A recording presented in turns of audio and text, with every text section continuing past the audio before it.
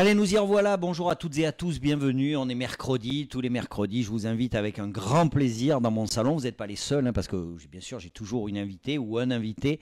Bonjour Sandra, comment ça va bien? Bonsoir Bruno, ça va très bien. Sandra Lebert est avec nous. C'est un petit événement en fait. Je vais vous expliquer pourquoi. Parce que je suis quand même assez torturé comme garçon et je me pose beaucoup de questions. Alors vous savez, on parle d'éco, on parle un peu perso.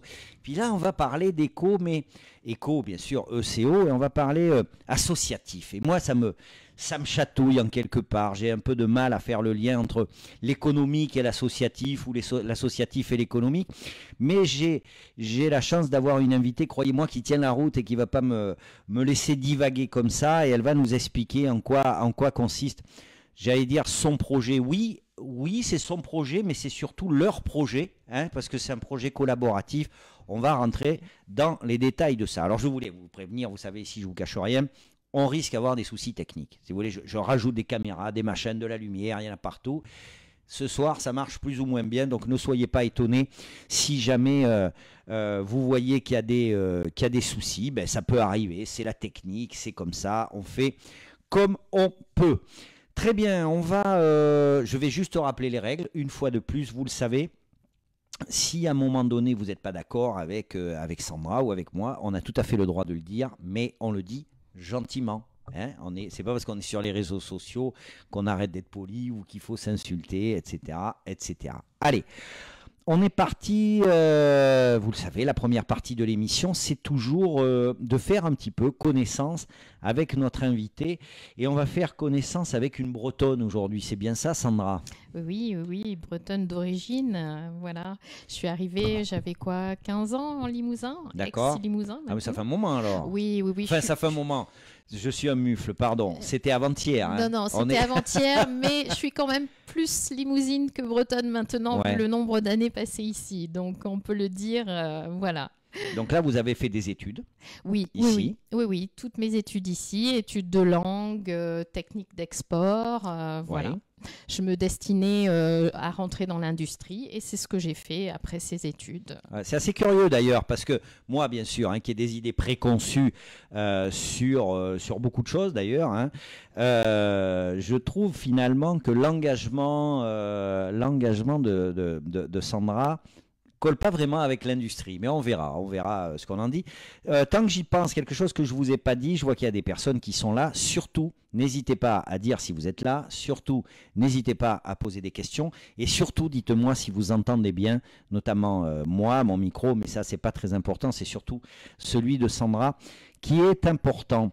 Alors Sandra, on va rentrer tranquillement hein, dans le sujet. On va parler de ce projet, de cette association Décrochez-moi ça. On va parler du bâtiment 25 et on va parler de SAPLab. Alors tout se tient, même si ce n'est pas tout la même chose. On va le voir un petit peu plus tard. Vous avez déjà la fibre associative, parce que je vois que vous avez déjà fondé, il y a 8 ans, les soirées polyglottes à l'O'Brien Taverne. Qu'est-ce que c'est encore que cette histoire? Racontez-moi. Eh ben, du coup, en bonne ancienne étudiante en langues étrangères, je trouvais que dans mon travail, je pratiquais pas assez, parce que je suis une gourmande des échanges polyglottes. Et donc, du coup, avec une amie qui avait un peu le même profil que moi, on s'est dit... faudrait qu'on monte quelque chose, des soirées où on parle les langues étrangères, qu'on pratique un peu. C'était un peu égoïste à la base, hein. C'était un peu pour nous. Et on s'est dit, bon, on a une copine qui fait ça sur Blois, elle fait des petites soirées de 20-30 personnes, pourquoi pas faire ça sur Limoges?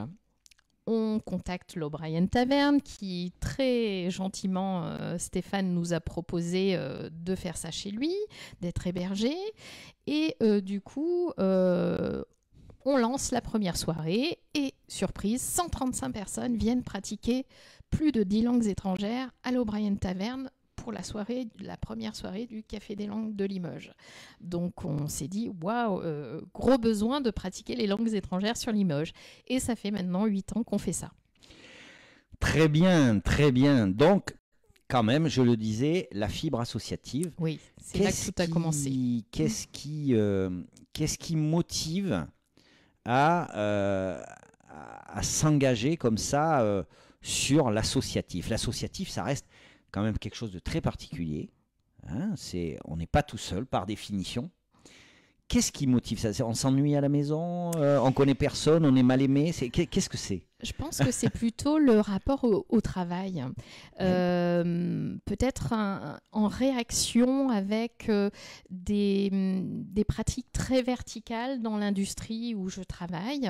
J'avais peut-être envie de plus d'échanges humains, plus collaboratifs, plus à des niveaux d'égalité. Et je pense que c'est ça qui a fait aussi ma démarche vers l'associatif en parallèle de mon travail dans l'industrie. Très bien. Aujourd'hui, sans forcément citer l'employeur, c'est pas très important, vous faites quoi? Je suis administratrice des ventes export. Je m'occupe de commandes dans une imprimerie. D'accord. Voilà. Bien. Allez, on va rentrer tranquillement dans le sujet. Alors... bon, il se trouve que j'ai bâti l'émission comme ça, mais on y reviendra. On va commencer, si vous le voulez bien, par un superbe reportage qui a été fait par un gars qui est vraiment super, hein, avec un caméraman extraordinaire pour une chaîne fabuleuse. Je vous propose de rentrer tout de suite dans le vif du sujet avec SAPLab. On a eu l'occasion avec mon ami Benjamin là, pour cette à Limoges de faire un reportage avec Stéphane, que vous allez découvrir dans le reportage, et puis avec une couturière qui, je pense, pose pas mal les bases de ce qu'est le projet SAPLab. Et puis on reviendra sur l'histoire de l'association et on reviendra sur le bâtiment 25. Allez, je vous propose de découvrir la vidéo, il y en a pour 3-4 minutes.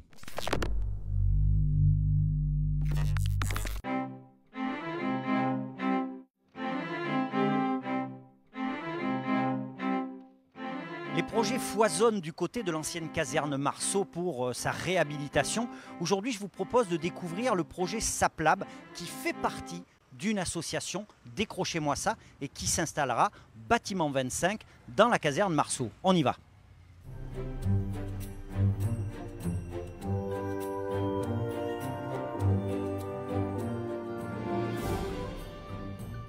Alors Stéphane, qu'est-ce que c'est que le projet SAPLab? Alors le projet SAPLab est un concept qui a été lancé par l'association Décrochez-moi ça.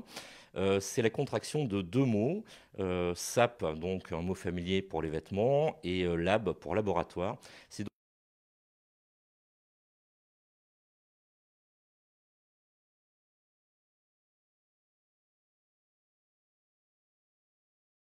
recirculation, d'économie circulaire qui vise à réemployer le textile, les matériaux textiles. C'est aussi un projet de territoire qui s'inscrit dans son quartier, qui est le quartier Carnot-Marceau, qu'on entend redynamiser, auquel on entend redonner de la vitalité. C'est un projet collaboratif, effectivement, qui est né de la rencontre entre différents acteurs de la filière réemploi. Alors, que ce soit des acteurs de la logistique du réemploi ou des artisans qui transforment le textile. Donc nous avons fédéré cette communauté autour de l'association Décrochez-moi ça, afin de créer de l'événement autour de l'économie circulaire appliquée au textile d'occasion. Et ça permet également aux artisans, aux acteurs de sortir de leur atelier, d'aller à la rencontre du grand public, de leur montrer leur savoir-faire, ce qu'ils peuvent faire avec un simple bout de tissu et d'amener les gens à participer à ce projet. Pascaline, vous êtes déjà installée. Quel a été l'intérêt pour vous de participer à ce projet SAPLab? Alors j'ai trouvé ça très intéressant de sortir de la boutique. Comme ça me permet de rencontrer d'autres professionnels. Ça nous permet aussi d'avoir des nouvelles idées ensemble et du coup de laisser libre cours à ma créativité.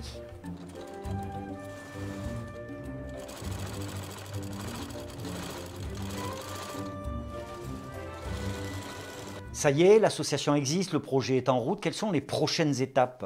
Alors l'événement fondateur a eu lieu le 18 septembre à l'invitation du Centre Saint-Martial, où a eu lieu la première sortie du SAPLab au cours d'une journée entière. Nous avons différents projets dans les mois à venir, notamment sur des rendez-vous des professionnels de la seconde main. Et puis le gros projet qui est en ligne de mire, c'est à l'été 2022, l'ouverture du bâtiment 25, le tiers-lieu de l'ancienne caserne Marceau, que nous allons intégrer avec un SAP Lab permanent qui permettra aux gens de venir découvrir in situ les pratiques, les artisans, les créateurs et de participer à ces ateliers collaboratifs. Pour aller un petit peu plus loin, nous avons enfin pour objectif de mettre le SAP Lab sur roulette en créant la SAM Mobile qui sera un moyen de se déplacer au plus près du grand public, donc que ce soit dans les quartiers, mais aussi pour des événements d'entreprise ou particuliers. Qu'on se le dise, ça bouge dans le secteur du textile et notamment du recyclage du textile à Limoges. Retenez bien le nom, le bâtiment 25, bientôt installé sur le site de l'ancienne caserne Marceau. Et puis n'hésitez pas à venir faire un tour en attendant chez Pascaline. Voilà, on est de retour. Ça pose bien les bases, hein, ça pose bien les bases, mais en fait, c'est un petit peu plus complexe que ça. Alors, avant de continuer, je vois toujours qu'il y a des gens qui sont en train de regarder. Vraiment, ça serait sympa de me dire si vous entendez bien, parce que ça, c'est mon obsession. J'ai peur qu'on nous voit nous agiter, mais que on n'entende pas. Au départ, on va commencer par l'association Décrochez-moi ça. Vous en êtes à l'origine. D'où vient cette idée Décrochez-moi ça. D'ailleurs, quel est l'objet de l'association? Décrochez-moi ça, à l'origine, c'est une rencontre amicale avec Valérie, une personne qui est devenue une amie depuis. On s'est rencontrés par connaissance interposée, qui nous ont mis en relation en se disant mais ces deux personnes en fait elles parlent un peu des mêmes choses. Elles parlent d'économie circulaire, elles parlent de brocante, elles parlent de friperie. Donc il faut les faire se rencontrer ces deux personnes. Et donc du coup on a forcé un peu la chose, on s'est dit on se rencontre, on boit un café ensemble et on voit ce qu'on peut faire ensemble. Et l'idée a germé comme ça de Décrochez-moi ça. Alors, c'est parti d'une référence un petit peu littéraire, s'habiller au Décrochez-moi ça chez Zola, c'est aller s'habiller dans les friperies d'occasion. Voilà. Donc, on décroche l'événement des Blacards. Voilà. Très bien, donc voilà, comme quoi on peut parler chiffon, c'est mal dit, c'est pas gentil, on peut parler chiffon, puis en faire quelque chose de très constructif. Donc, l'association Décrochez-moi ça, merci beaucoup Monsieur Félix. Il y a un certain Monsieur Félix là qu'on a vu déjà dans le reportage qui nous dit qu'on entend fort et clair. Merci beaucoup, ça me rassure, on va pouvoir continuer cette émission tranquillement. Donc, ok, une association autour du recyclage, autour de quoi? Autour du textile, autour de la mode, ou autour de quoi? Au début, c'est parti surtout de l'idée de se dire on va créer l'événement sur le réemploi textile. D'accord. C'est parti très simplement, très, très modestement sur un premier vide dressing, voilà, qui a eu lieu le 10 octobre dans la caserne Marceau. Voilà. Et voilà, tout modestement, vide dressing pour commencer. Donc, au départ, il y a cette association qui se crée, les membres. Oui. Alors, comment on fait pour trouver des membres? Eh bien, du coup, tout simplement, on va chercher dans l'entourage pour commencer. Et tout de suite, on commence tout de suite, effectivement. Voilà, Stéphane étant le secrétaire de l'association, c'est aussi mon compagnon. Ah, c'est dit, hein. Voilà, Stéphane, dit, on peut plus échapper, c'est dit, c'est officiel. Maintenant, demain, ça va être dans le closer, hein, les enfants. D'accord. Voilà, et Valérie, donc, est devenue la secrétaire de l'association suite à cette rencontre amicale. Et du coup, après, les adhérents, les membres sont venus, pareil, à la suite de rencontres. Naturellement. Les premiers exposants du vide dressing sont devenus nos premiers membres et adhérents, par exemple. D'accord. Alors, s'il y a des membres, je veux bien, je vois qu'il y a des personnes là, qui regardent, s'il y a des gens qui veulent témoigner un petit peu pour dire pourquoi ils ont adhéré ou pourquoi ils voudraient adhérer, je suis preneur. Il n'y a pas que l'invité qui a le droit de parler. Là, pour l'instant, on est dans l'associatif. Ça aurait été une structure, je ne sais pas, moi, un club de pétanque, c'était pareil. On est sur un schéma tout à fait classique. Et puis, il y a cette histoire de bâtiment 25. Bâtiment 25, c'est encore autre chose. Qu'est-ce que vous êtes par rapport au bâtiment 25? Vous, Sandra Lebert, qu'est-ce que vous êtes? Quelle est votre fonction aujourd'hui? En fait, les deux associations, Bâtiment 25 et Décrochez-moi ça, se sont un peu montées en parallèle.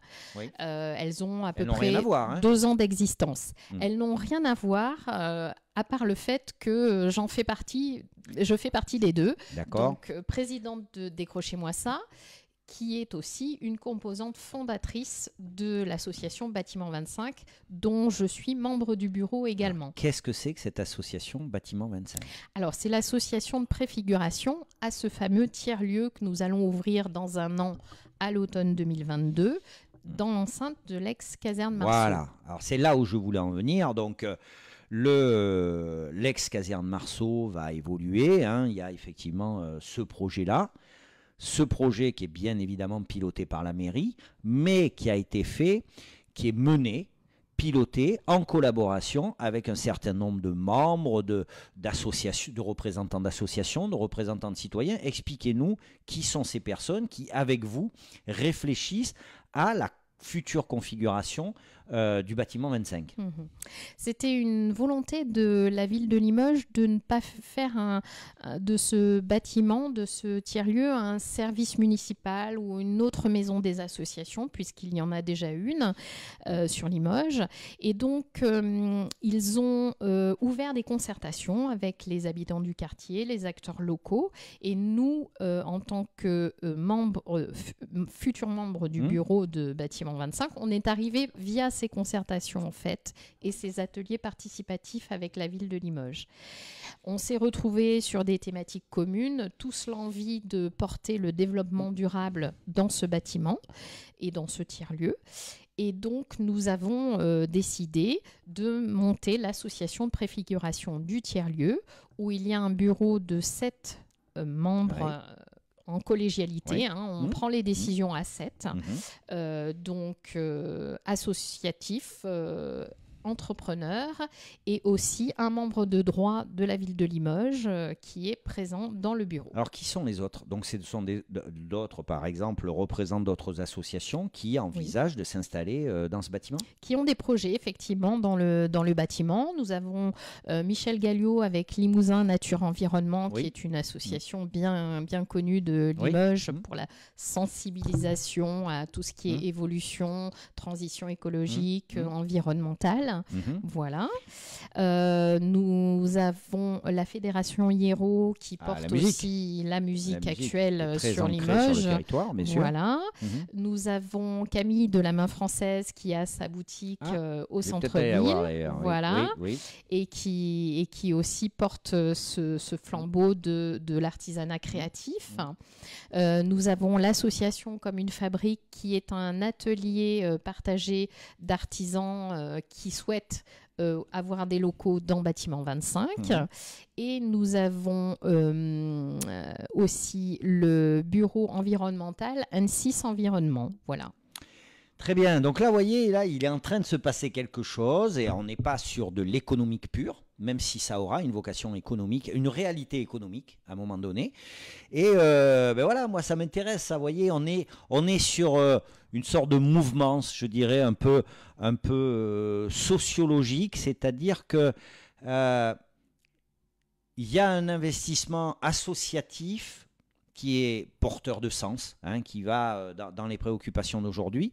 Et derrière, quand même, et ça on va encore un peu en parler, cette conscience ou cette recherche, en tout cas, de générer de l'activité économique. En tout cas, moi, c'est ce qui m'a séduit dans votre projet. Alors, Stéphane Félix qui nous dit, il faut aussi saluer l'action de Frédéric Fourniot, qui est directeur de l'action Cœur de Ville, qui effectue un travail formidable pour faciliter l'émergence du bâtiment 25. Et bien Stéphane, c'est dit.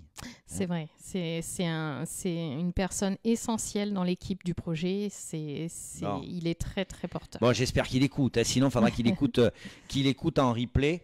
Donc ça, c'est très bien. L'association, donc, Décrochez-moi ça, la présence de la présidente de l'association dans le conseil d'administration du bâtiment 25, et puis SAPLAB. Voilà. SAPLAB, qu'est-ce que c'est? Alors, le SAPLAB, comme l'expliquait Stéphane dans le reportage, voilà. On va regarder, vous allez voir, je vais vous montrer ça. Regardez, je ne sais pas si vous voyez. Voilà, c'est ce genre de choses-là qu'on va voir. Voilà. On le voit à l'écran. Sandra nous expliquera exactement ce que c'est. Il y a autre chose. Alors, c'est quoi SAPLAB? Le SAPLAB, alors SAP, comme son nom l'indique, vêtements, et Lab, laboratoire des pratiques de recyclage du textile.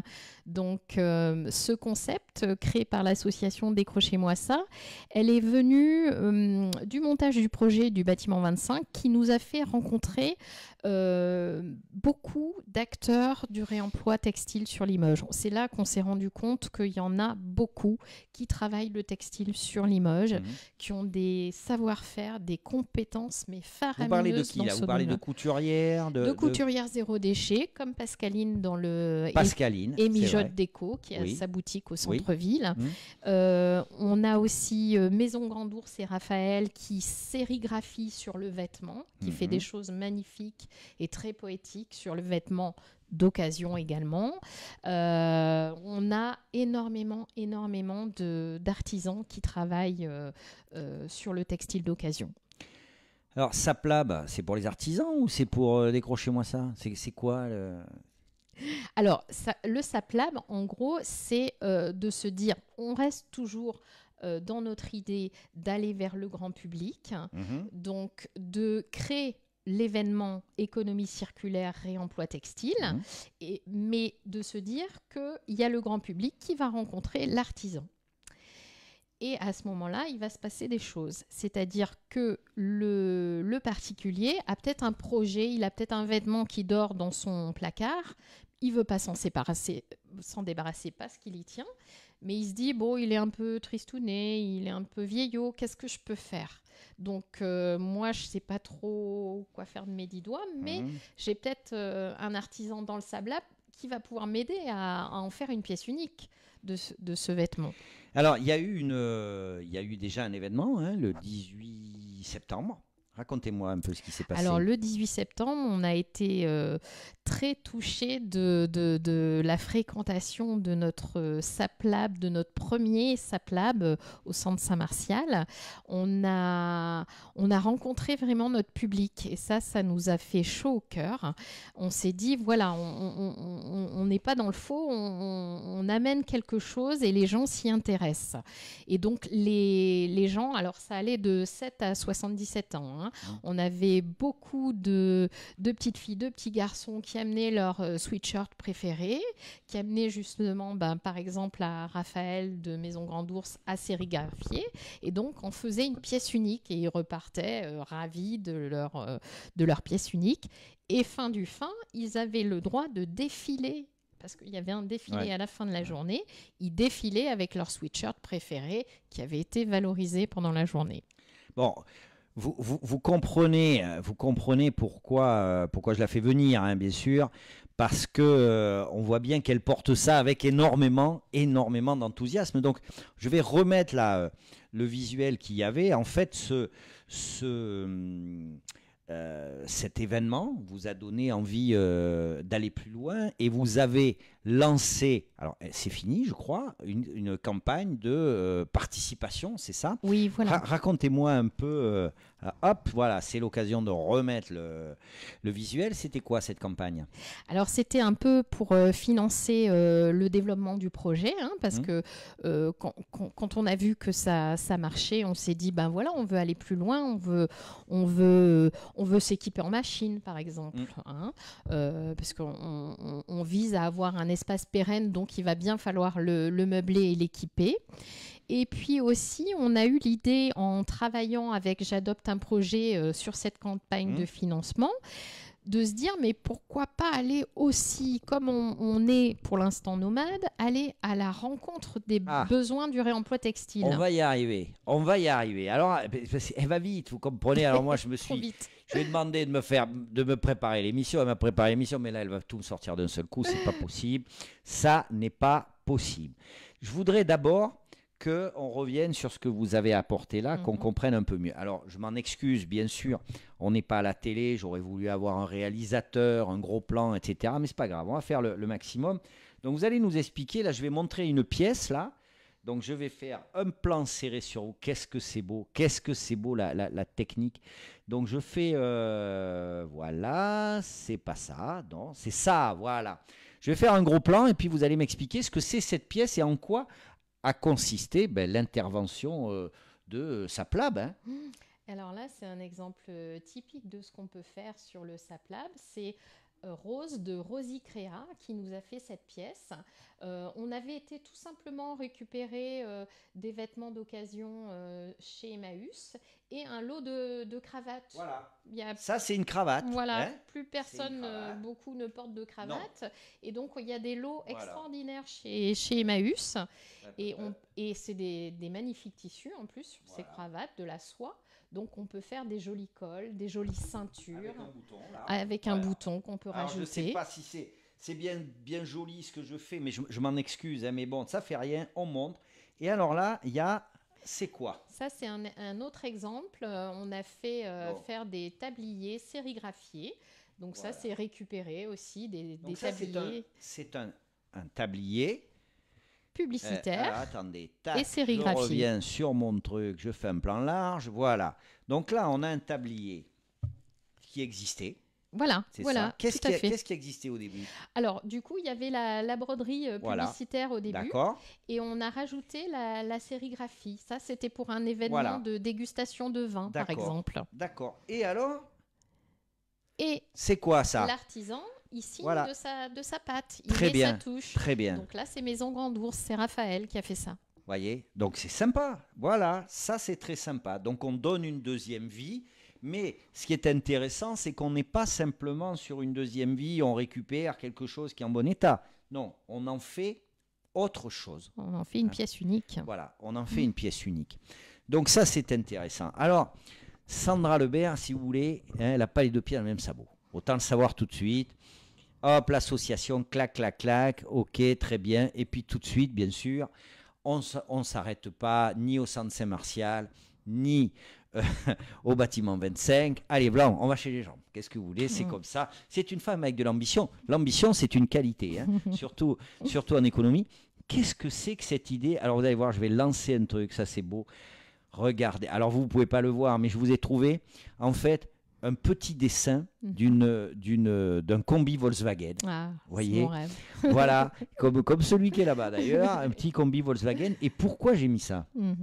Alors, parce que l'idée de développement du SAPLab, c'est aussi de le rendre mobile, de le mettre sur roulette, comme disait Stéphane tout à l'heure. Ouais. Et donc, d'aller à la rencontre vraiment des besoins, des idées de réemploi. Alors du coup, c'est aussi pour aller vers les particuliers, mais aussi, pourquoi pas, vers les entreprises. Et oui, c'est la question d'après ça. C'est la question d'après. Donc, les entreprises... Alors déjà, avant, je veux qu'on comprenne, quand on va chez les gens, c'est pourquoi faire? Vous pensez qu'il y a de la demande pour ça? On a imaginé, hein, et ça c'est pareil, ça sera aussi de l'expérimentation. On va voir si ça marche comme pour le centre Saint-Martial. On a imaginé, on s'est dit, mais pourquoi pas aller avec notre SAP mobile sur des événements familiaux, anniversaires, mariages, et pourquoi pas imaginer un mariage SAP-labé. D'accord. Avec des petits ateliers où le mariage, tout serait réemployé pour un mariage vertueux. Voilà, ou pourquoi pas un anniversaire du même type. Voilà. Très bien, ben écoutez, alors j'en profite là aussi, il y a toujours des gens, hein, je ne sais pas combien il y aura de gens à la fin, mais croyez-moi, depuis le début, ça n'a pas arrêté, donc ça veut dire que ça intéresse.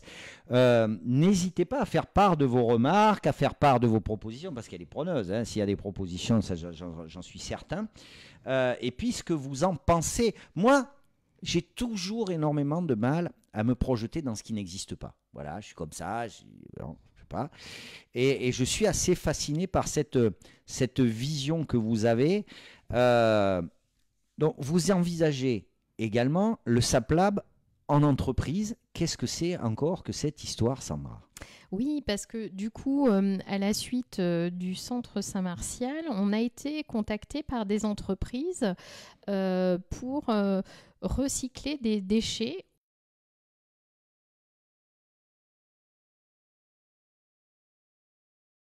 on est revenu. Je suis désolé. Alors, il faut juste que je regarde. Oui. Vous êtes toujours là, Sandra? Oui, je suis là. Oui, on est revenu. Voilà, je suis désolé. Je vais rien vous cacher hein, si vous êtes toujours là. En fait, comme je suis un grand professionnel, j'ai oublié de brancher mon ordi. Voilà, et donc il est tombé en rade. Donc on en était où, Sandra? Racontez-moi. On en était à l'entreprise. On en était à la visite en entreprise. On a imaginé de se dire, voilà, on va aller en entreprise sur des journées, par exemple, de cohésion. On sera invité par l'entreprise pour offrir un événement pour les collaborateurs autour du réemploi textile. Mais on peut imaginer, pas que, parce que les entreprises nous contactent actuellement, les entreprises de Limoges, pour voir ce qu'on peut faire aussi sur d'autres matériaux que le textile, des matériaux qu'ils n'arrivent pas à revaloriser. Voilà. D'accord. Bon, ben, je crois qu'on va rester... alors, c'est vraiment... on va rester sur les plans larges, hein, puisque malheureusement... ah ben si, vous voilà revenu, donc très bien. Petit à petit, plus je vous entends et plus j'ai l'impression qu'il y a effectivement comment dire, cette logique associative, mais on entend derrière des aspirations à quelque chose de plus professionnel. Au travers de ce que vous me dites, par exemple, j'entends des prestations, j'entends des choses comme ça. Je me trompe ou je ne me trompe pas? Bien sûr que ça peut prendre la forme de prestations pour l'association. L'idée, c'est aussi de montrer que l'économie circulaire, c'est avant tout une économie et qu'on peut en tirer une richesse. Ouais. Donc voilà, c'est aussi montrer que on n'est pas des petits ricolos qui faisons des choses gratuites. Voilà, c'est une économie qui a des savoir-faire, des valeurs ajoutées sur des vêtements. Et voilà, c'est surtout ça. Un des derniers aspects, on a vu l'entreprise, on a vu la SAP Mobile et éventuellement le SAP Lab à la maison.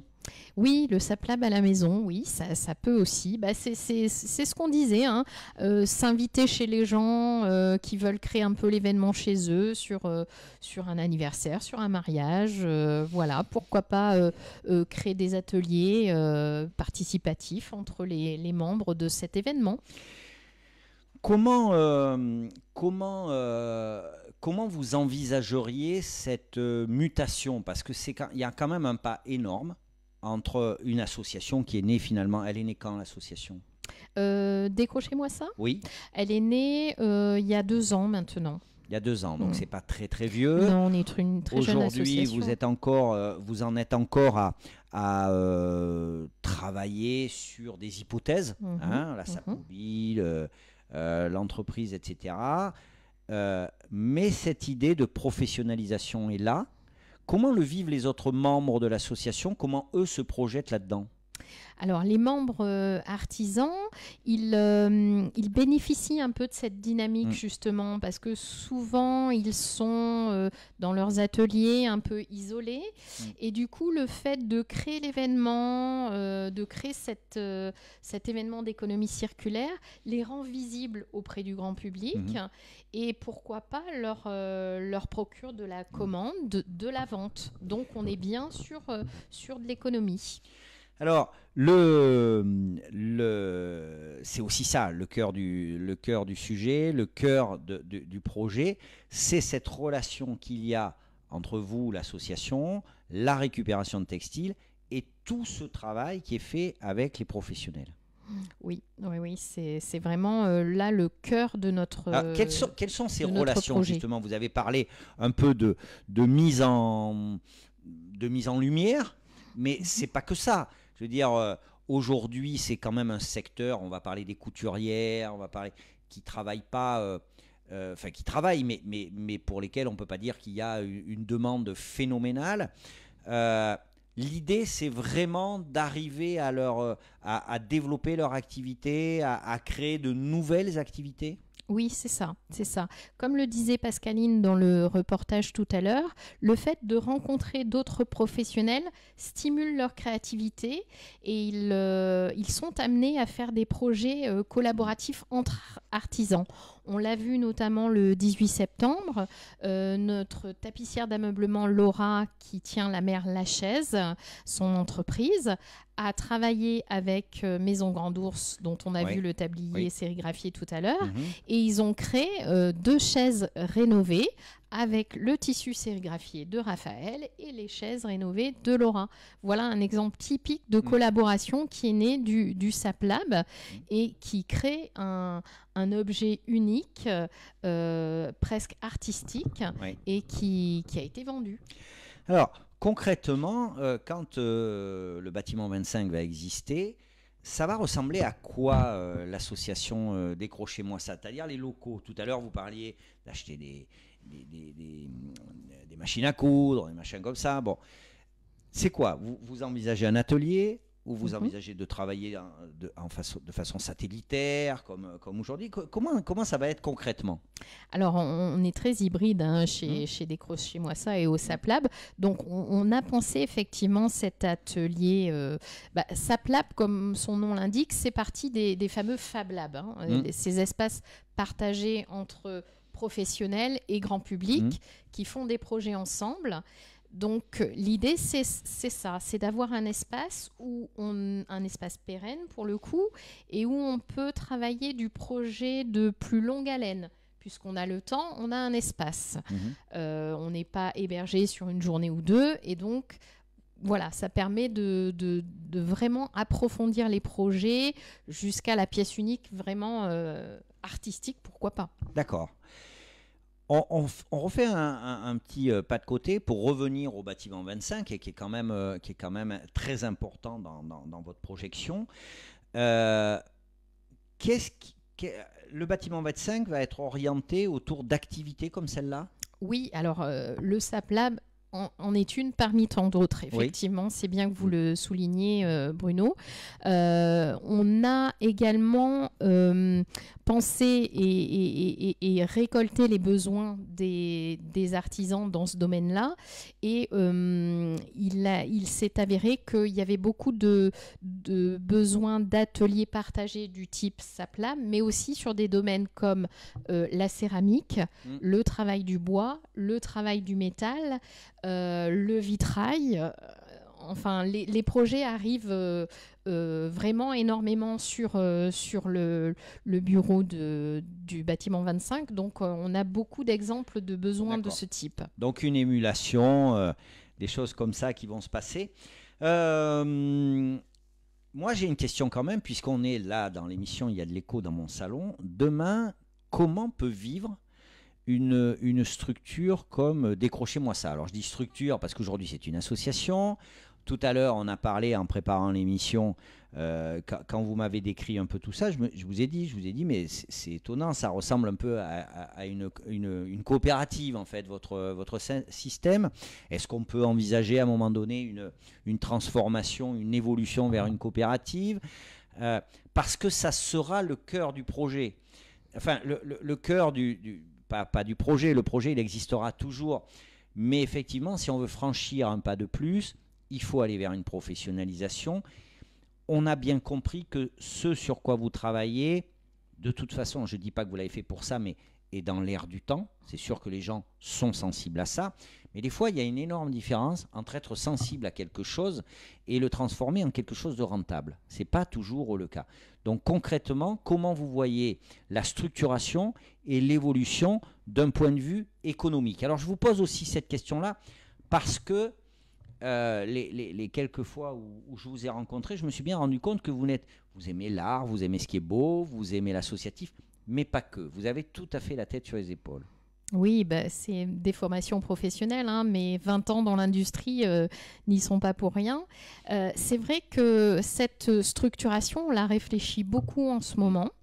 On a imaginé, alors faut distinguer bien évidemment l'évolution de Décrochez-moi ça, mais effectivement, Décrochez-moi ça est très profondément lié au projet Bâtiment 25 dans sa structuration elle-même.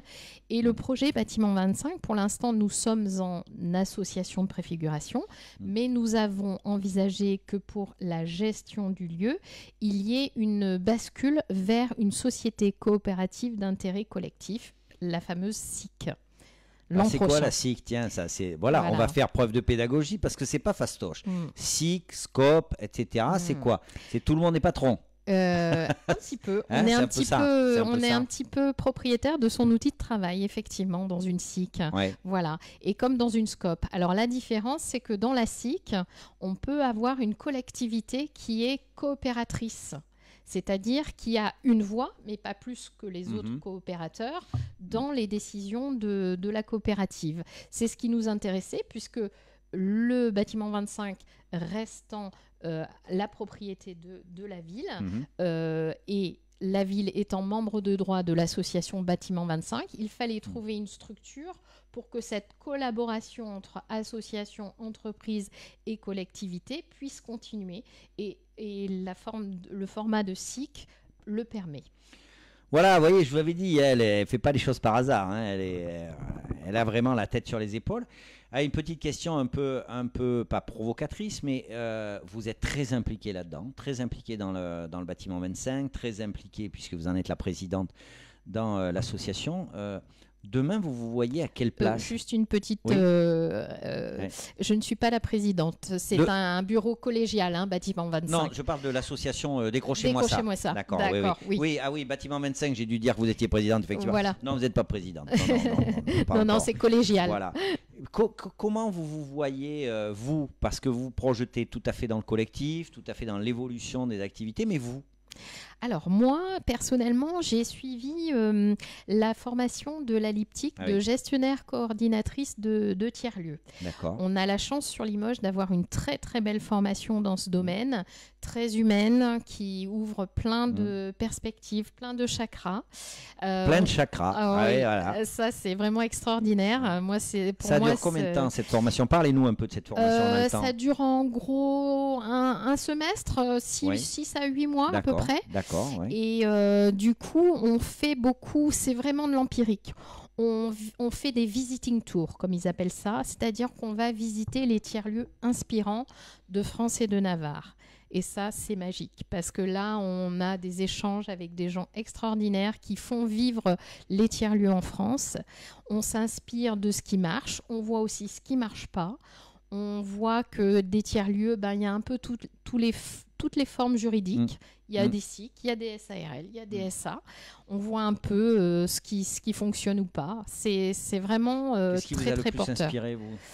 Moi, ce qui m'a le plus inspiré, c'est peut-être d'aller voir nos cousins de la Creuse, qui sont très portés sur les tiers-lieux, qui ont un réseau, le réseau TELA, qui est vraiment extraordinaire, qui sont vraiment référents dans les tiers-lieux en France. Et voilà, et je pense notamment à la Quincaillerie et à Guéret, qui est vraiment un exemple extraordinaire de tiers-lieu. Est-ce qu'un tiers-lieu, je me pose souvent la question parce que le tiers-lieu, alors je vais prendre des raccourcis, je m'en excuse, hein, c'est pas très bien, mais j'ai eu l'impression qu'à un moment donné, alors il y a eu des initiatives perso, des gens de conviction, etc.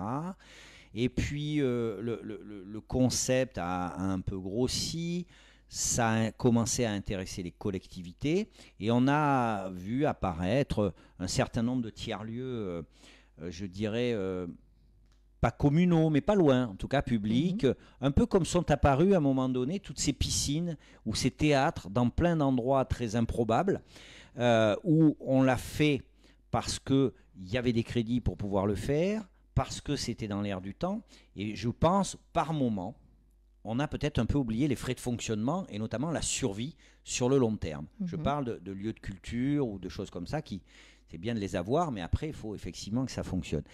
Et les tiers-lieux, on a commencé à voir apparaître un certain nombre de tiers-lieux qui étaient mis en place sous la houlette un peu des collectivités.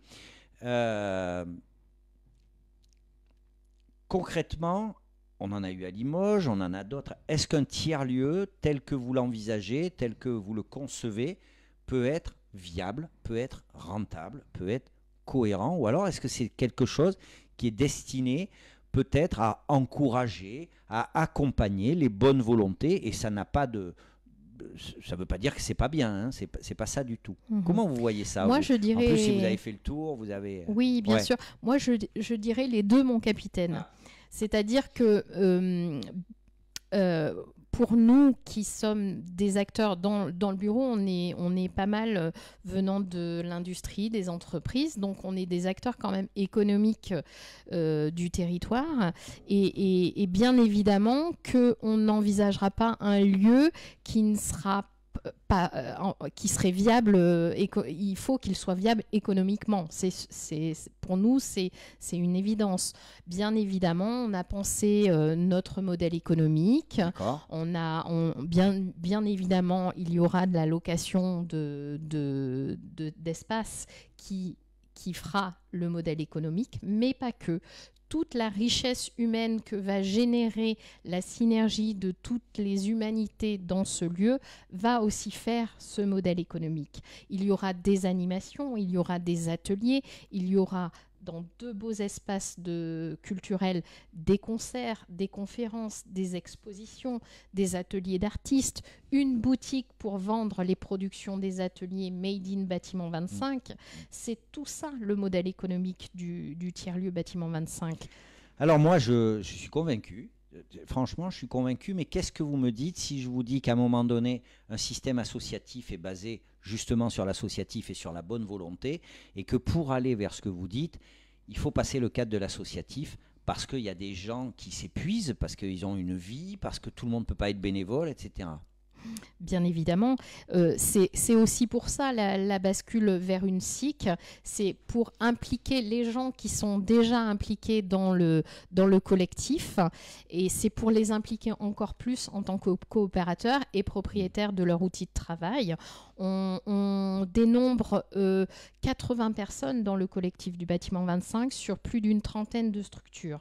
Alors, qui ne seront pas toutes adhérentes, ils n'ont pas toutes qui ne seront pas toutes résidentes, ils n'ont pas tous des projets de résidence dans le Bâtiment 25, mais tous ont des projets soit de partenariat, soit d'animation, soit de résidence. Voilà, donc c'est une façon d'impliquer aussi tout ce collectif, cette bascule vers la société coopérative. Bon, par contre, on l'a bien entendu, j'espère, mais vous l'avez entendu comme moi, il n'est pas question de faire quoi que ce soit qui manque de sens.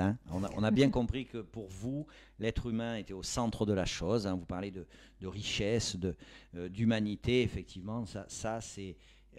ce principe-là peut être garant du maintien de ces valeurs. On est sur des projets pleins de sens et pleins de valeurs.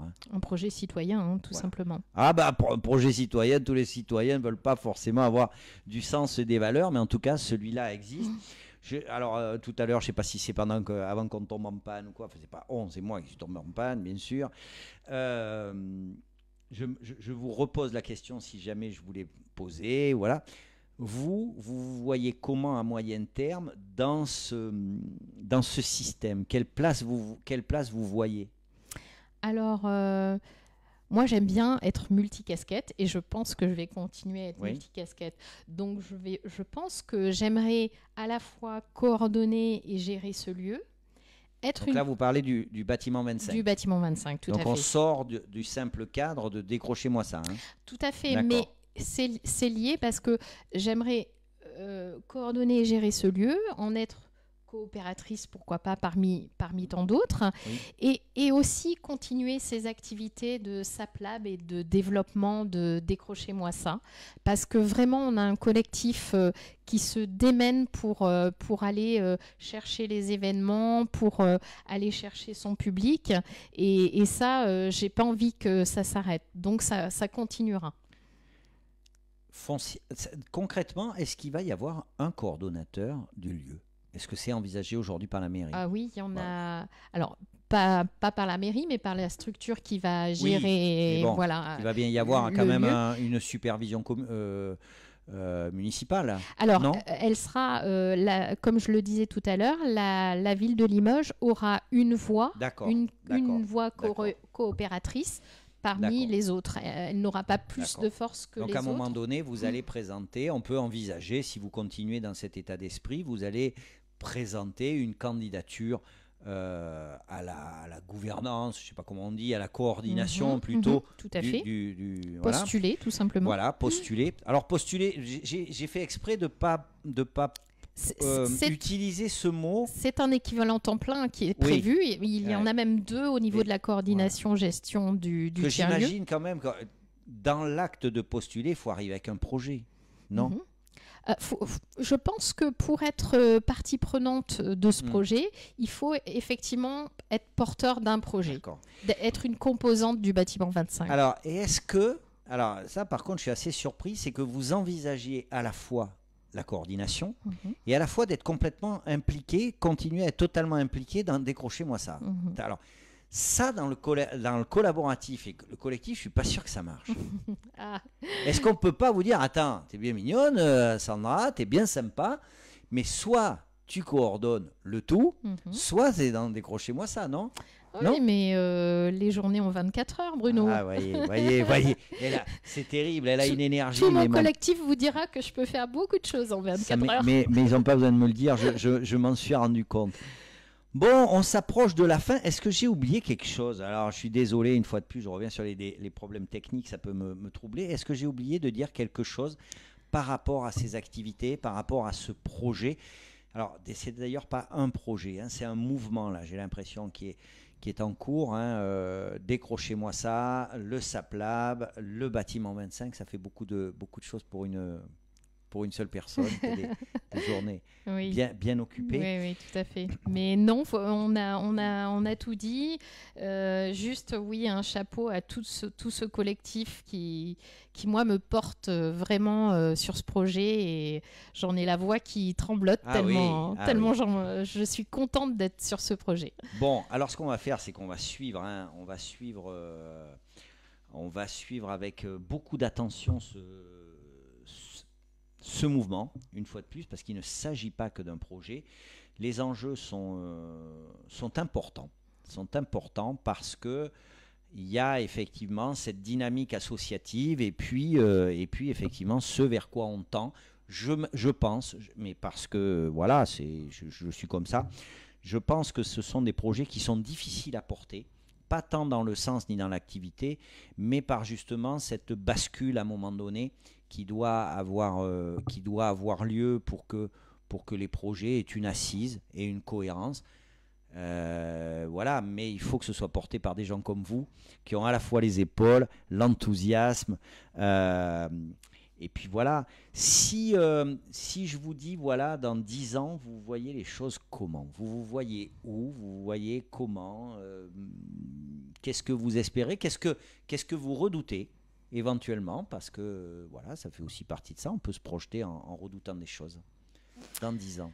Dans 10 ans, oui, le bâtiment 25 sera voilà, sorti de terre. Il y aura, j'imagine qu'on aura développé toutes les phases du projet, parce que là, on n'en est qu'à la phase 1.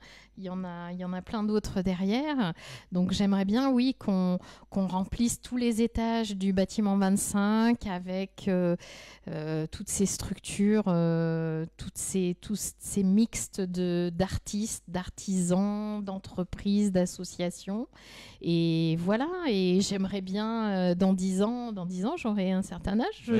Mais voilà, j'espère être encore dans le projet, pourquoi pas. Et voilà, peut-être avoir lâché la main à des plus jeunes et voir le projet être pris en main par d'autres personnes. Ça serait vraiment le rêve. Ça veut dire que le projet perdure au-delà des personnes et ça serait chouette, franchement. Bon. Alors, c'était censé être ma dernière question. Je suis vraiment mauvais ce soir, je m'en excuse. C'est censé être ma dernière question, mais elle a ouvert une autre porte donc je vais vous poser une autre question. On parle de temporalité. Concrètement, c'est quoi les prochaines étapes et quand? Alors, à la fois pour le bâtiment 25 et à la fois pour SAPLab. Alors, pour le bâtiment 25, on est sur une ouverture, on doit finir les travaux, on rentre dans une phase de travaux, une nouvelle phase de travaux. Et donc, on doit avoir une ouverture sur l'été, la rentrée 2022, on va dire, pour être honnête. Donc là, c'est l'ouverture. Voilà. Ça serait l'ouverture. C'est l'ouverture. C'est la mise en fonctionnement. On est sur 2 étages de fonctionnement pour l'instant. On espère faire sur les autres phases espaces dont je vous parlais, les 3 et 4e étages. Voilà. Et pour le SAP Lab, on espère développer notre SAP Lab, être à la fois sur nos espaces pérennes, mais aussi sur nos espaces nomades et dans notre SAP mobile à vous visiter. Ce sont des projets, ça n'est pas une temporalité.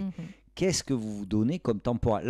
Là, la prochaine chose à se matérialiser, c'est quoi? C'est la SAP mobile, c'est l'entreprise, c'est quoi? Là, dans la temporalité proche, on continue l'aventure au Centre Saint-Martial. D'accord. Et ça, on n'en est pas peu fiers parce que c'est un super partenariat qu'on nous offre. Régulièrement. Et là, on y sera pour les fêtes. Du 17 novembre au 24 décembre, on continue l'aventure du SAP Lab au Centre Saint-Martial. Oui. Et donc, il y aura, sur une temporalité plus longue que la dernière fois où on n'était que sur une journée, on aura plein d'ateliers. Vous allez pouvoir vous inscrire sur des ateliers. Donc là, on vient avec ses fringues ou quoi? On vient avec ses fringues, ou on vient faire ses propres décos de Noël maison avec de la récup. On viendra faire plein d'ateliers de ce type qui seront en lien avec les fêtes de fin d'année. Bon, mais voilà, impeccable. Vous voyez, là, au moins, il y a des renseignements concrets. Sandra, je vous remercie beaucoup. C'était très intéressant. Ça m'éclaire beaucoup sur le sujet et puis surtout ça me donne envie d'en savoir plus et de voir comment tout ça va se développer. Donc on va terminer l'émission là. Je suis vraiment désolé une fois de plus. Voilà, j'ai pas chargé le truc. Comme j'ai pas chargé l'ordi, bien évidemment, ça a déréglé ce qu'on avait prévu, les plans serrés, tout. C'est pas grave. Vous savez ce qu'on fait? Eh bien, on en refera une autre quand ça aura avancé et elle nous en dira encore un peu plus. On est d'accord? Plaisir, je suis vraiment désolé pour tous ces soucis techniques, Sandra, mais on va faire ce qu'il faut pour le replay. Merci beaucoup. Je vous donne rendez-vous, moi, la semaine prochaine. Je vais bosser d'ici là, je vous assure, et puis ça sera nickel. Voilà. En attendant, si vous n'avez pas pu voir l'émission en entier ou si vous avez des amis à qui vous voulez montrer l'émission va être disponible dès ce soir en replay sur le site www.emploinouvelleaquitaine.fr. J'en profite pour rajouter deux choses. La première chose, c'est que je remercie une fois de plus la Chambre de commerce et d'industrie de la Creuse et de la Haute-Vienne d'être partenaire de cette émission. Là aussi, on est plus fort ensemble. Et puis, je vous rappelle qu'il existe le site dont je vous ai parlé tout à l'heure, www.emploinouvelleaquitaine.fr. Le dépôt des offres est gratuit, le dépôt des CV est gratuit, la consultation par les employeurs des CV est gratuit. Qu'est-ce que vous voulez de plus? Rien, hein, je ne peux pas faire mieux. Pour l'instant, c'est comme ça. Donc, n'hésitez pas, venez voir, posez vos CV, posez vos offres. J'en profite pour donner un petit mot aux employeurs.